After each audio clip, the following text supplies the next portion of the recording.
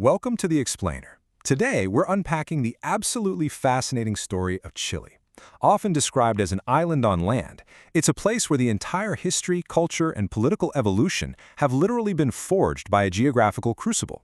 Let's see how it all unfolded. Think about this for a second.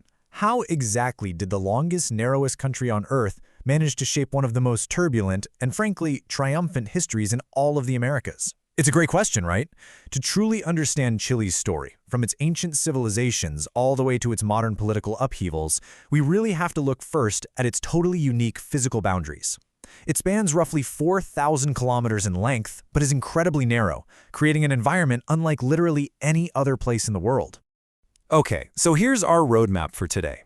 We'll be exploring a geographically isolated nation, conquest and independence, the political pendulum, dictatorship and democracy, and finally, modern Chile and culture. Let's dive right in. Section 1. A geographically isolated nation.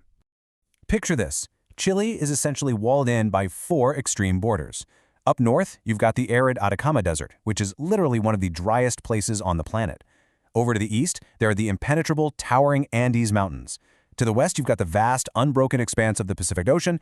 And finally, to the south, there's this icy, rugged terrain stretching all the way toward the Antarctic glaciers.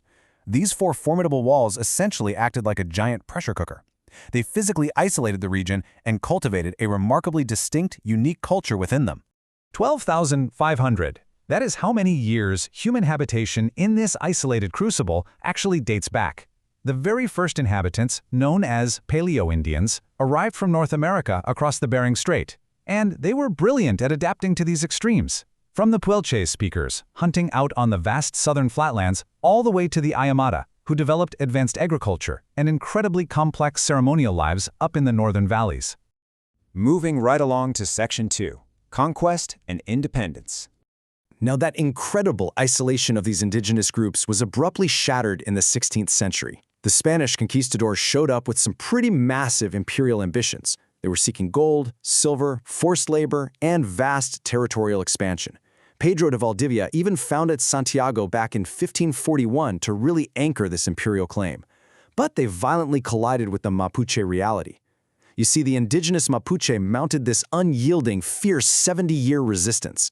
They defended their homeland so fiercely that they actually killed Governor Valdivia in combat in 1554. This relentless pushback ultimately halted the Spanish southern expansion entirely, actually forcing their border all the way back to the Biobío River. Fast forward with me to the 19th century. By 1810, deep poverty and severe social inequalities across the colonies sparked a massive crisis, which led to the establishment of the First National Assembly. During this time, we see the dramatic rise of key independence figures like José Miguel Carrera and Bernardo O'Higgins. Aided by the Argentine general José de San Martín, the independence forces achieved a really decisive victory at the Battle of Chacabuco in 1817. And with that, they successfully forged a brand new independent republic. Which brings us to Section 3, the political pendulum. So rapid modernization and a massive saltpeter boom in the early 20th century created some deeply rooted social inequalities, perfectly setting the stage for a dramatic political swing. In 1970, Salvador Allende was democratically elected, representing structural Marxist reforms. His administration quickly nationalized 90% of the country's copper output, aiming to completely revolutionize society. But severe economic issues and intense polarizations triggered a violent swing in the absolute opposite direction. On September 11, 1973, a military coup overthrew Allende, installing General Augusto Pinochet. Pinochet's regime then abruptly implemented radical neoliberal market-based policies that were designed by a group of economists famously known as the Chicago Boys. The realities of the Pinochet regime were undeniably severe. Following the violent bombing of La Moneda presidential palace during that 1973 coup, the military junta quickly established the DINA, which was a ruthless secret police force. This era was strictly defined by the systematic use of illegal prisons, widespread torture, and the absolute suppression of civil and political liberties. Thousands of people faced executions or forced disappearances. In fact, many political prisoners were given outfits preemptively marked with a D for desaparecido, meaning disappeared. Let's move into Section 4, Dictatorship and Democracy. Despite all this severe repression, civil society bravely began to mobilize in the late 1980s. But a central, really terrifying anxiety hung over the entire nation. How would the Pinochet regime react to losing the 1988 plebiscite? You see, the 1980 Constitution actually mandated a referendum on Pinochet's continued rule. The opposition deeply feared that a no vote would just provoke immense chaos, violent military suppression, and an outright refusal by the junta to hand over power. The tension in the air was absolutely palpable. But, against all odds, the triumph was peaceful. Driven by the sheer force of a highly organized civil society, the No campaign miraculously won the 1988 citizen plebiscite.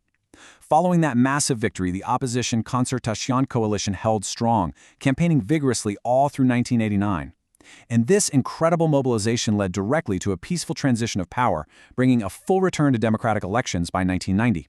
It really proved the remarkable resilience of the Chilean people. And that leads us to our final part, Section 5, Modern Chile and Culture.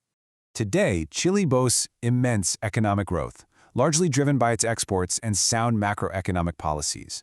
But it definitely continues to grapple with its past.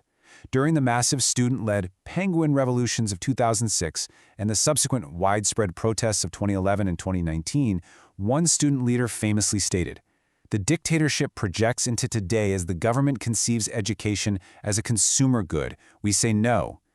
These social movements, they weren't just asking for minor policy tweaks. They were actively demanding a complete break from the deep-rooted inequalities and that neoliberal constitutional model left behind by the dictatorship.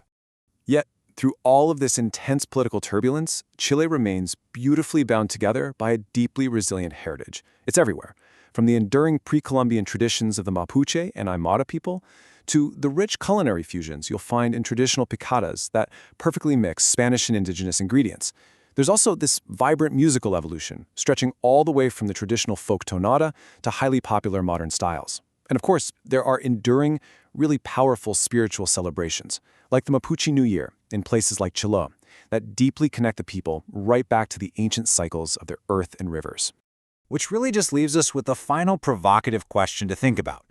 How does a nation balance rapid economic growth with the healing of deep historical and social inequalities?